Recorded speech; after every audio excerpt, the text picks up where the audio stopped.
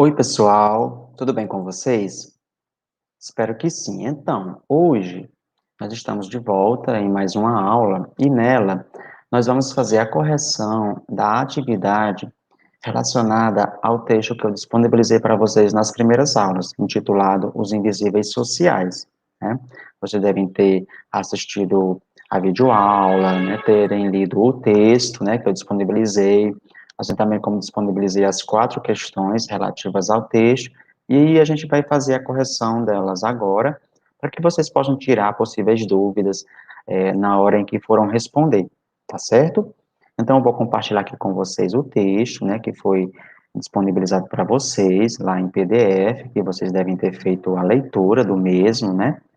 Nesse texto, ele apresenta o tema, a matéria que vocês devem ter lido, mostrando algumas informações a respeito do tema, o infográfico, né, mostrando as regiões do Brasil onde aparecem o número de pessoas identificadas sem nenhum documento, né? A foto de algumas pessoas vivendo nessa situação, né? Um breve histórico da questão do registro civil, né, desde a história antiga até a história do Brasil, tá? E, por fim, as questões, né, que são essas aqui, tá certo? Então, a primeira questão que eu coloquei para vocês é para que vocês dissessem qual o assunto do texto. Às vezes, há pessoas que confundem assunto com o título do texto. Então, nem sempre o título diz tudo sobre o texto. Então, o assunto é você dizer de uma forma breve, resumida, tudo o que você leu sobre o texto. Né? É como se alguém perguntasse de um livro que você leu, de um filme que você assistiu, e você tenta dizer isso de uma forma bem breve. Tá? Então, nesse caso aqui, se alguém perguntasse para vocês sobre qual o assunto do texto que você acabou de ler, né, você poderia dizer, né, bem resumidamente, que o texto trata do grande número de brasileiros ou brasileiras, cerca de 3 milhões, que não possuem documentos oficiais, como certidão de nascimento, RG, CPF, e que só se tornaram visíveis durante a pandemia, ou seja, só durante a pandemia que as pessoas passaram a ter conhecimento de que no Brasil existem pessoas vivendo nessa situação, né, vivendo em situação de invisibilidade, como menciona o texto, tá certo? Então, esse é basicamente o assunto. A segunda questão pergunta o que o texto defende, ou seja, qual é a tese apresentada no texto, tá? Então, se você voltar ao texto, né, você vai perceber que o que essa matéria vai trazer, né, de defesa? Ela vai dizer o seguinte, que pelo fato de não possuírem documentos, né, essas brasileiras ou esses brasileiros não têm acesso a direitos sociais básicos, como educação, saúde, e nem tiveram direito ao auxílio emergencial ofertado pelo governo federal aos mais carentes durante a pandemia da Covid-19.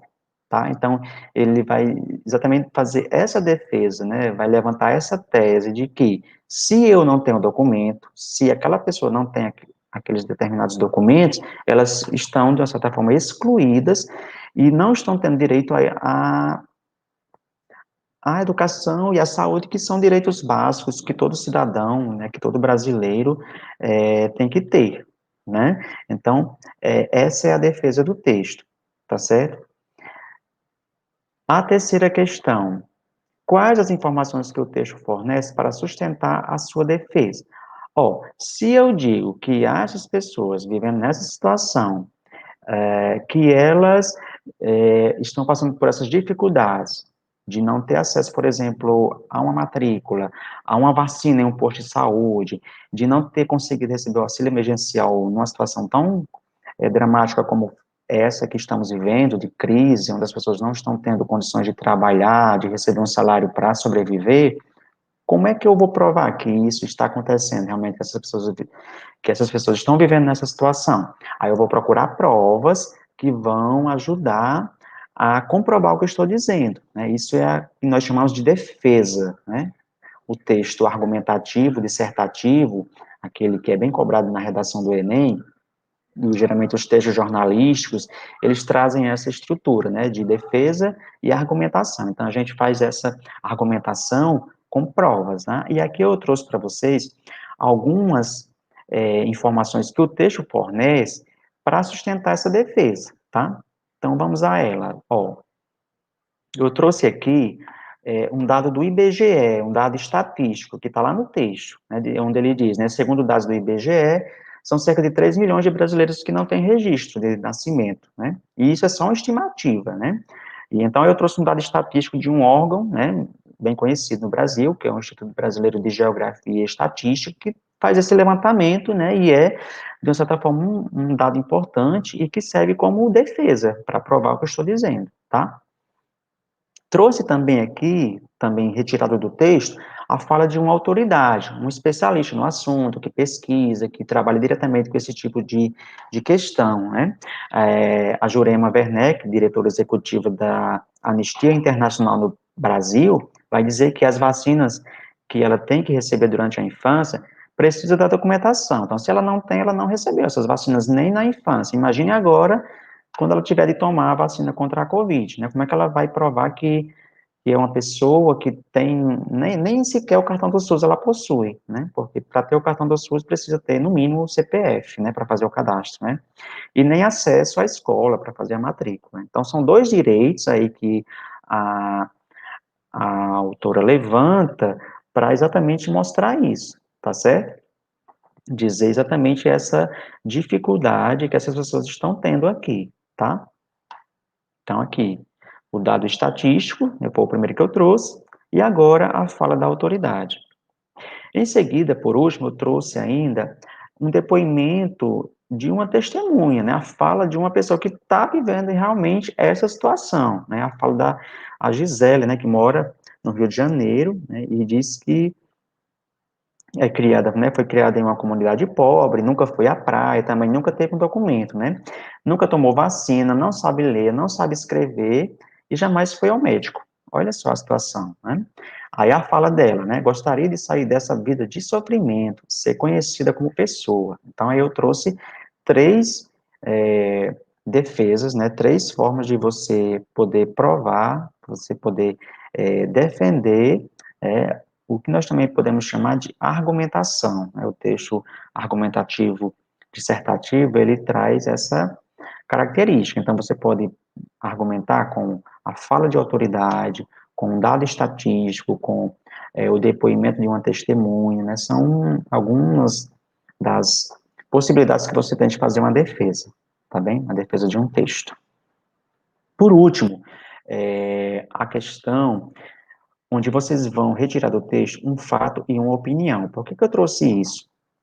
Nem sempre a gente consegue identificar exatamente o que é um fato e uma opinião ao fazer a leitura de um texto. Daí que eu trouxe, né, essa questão para que a gente consiga compreender melhor como se faz isso, né, e saber essa diferenciação, tá certo? Então, essas opiniões e esses fatos, eles estão no próprio texto. Então, é só você ir lá, você vai conseguir fazer essa identificação. Então, vamos lá ao texto para observar. Ó, então, eu trouxe aqui para vocês exemplificar dois fatos e duas opiniões. Os dois fatos que eu trago aqui são incontestáveis, ou seja, é uma realidade, é algo que está ali posto e que não tem como negar, né? Por exemplo, as filas que se formaram, né, nas agências da Caixa Econômica Federal, as pessoas esperando receber o auxílio, né? E havia pessoas que não estavam lá, né, e que deveriam estar, mas que não estão porque exatamente não possuem documentos, né? Então, elas não tiveram essa possibilidade de receber esse direito, esse auxílio tão importante para elas nesse momento. Então, aí é um fato que você pode retirar do texto para comprovar, né, exatamente o que se está dizendo, tá?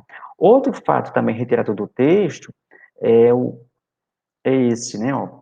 Wagner nunca tomou vacina nem frequentou a escola. A mãe dele não tinha documentos. Desde que nasceu, ele ficou sem registro. Não sabe sequer o sobrenome. Ganhou um apelido que tem essa função. É Tequinho. diz a Maria da Silva, esposa que vive com Wagner há 8 anos. Vejam, então, que aqui eu trago, o texto, na verdade, traz um outro fato, né, que é incontestável, né, a reportagem teve acesso a essa informação, né, teve acesso a essas pessoas e pôde comprovar, por meio dessa reportagem, a situação dessa pessoa aí em específico, né, que aparece na matéria, que aparece no texto, tá certo? Agora a gente vai às opiniões, tá? Ver se a diferença aqui, tá? Trouxe duas opiniões aqui, que também estão lá no texto, ó. Se a pessoa não tem nenhum documento, ela está fora do radar do Estado, né, do governo.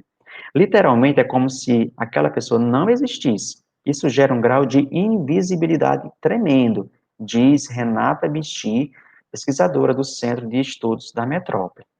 Então, observe aí, que nesse caso aqui da opinião, uma característica da opinião que vem inserida em um texto, ela vem entre aspas, tá observando, ó, ela tá entre aspas aqui, ó, a opinião da pessoa, tá?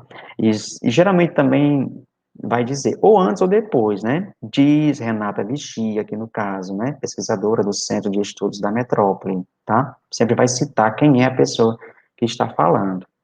Outra opinião aqui, ó, o economista Marcelo Neri avalia que é como se o Brasil estivesse preso ao passado. Olha a opinião dele, ó. Parte da nossa população ainda está no século XIX e nem no século XX, porque certidão de nascimento é um papel que já deveria fazer parte da vida das pessoas já no século passado. Então, aqui é mais uma opinião que, como vocês observam, também vem entre aspas no texto, tá?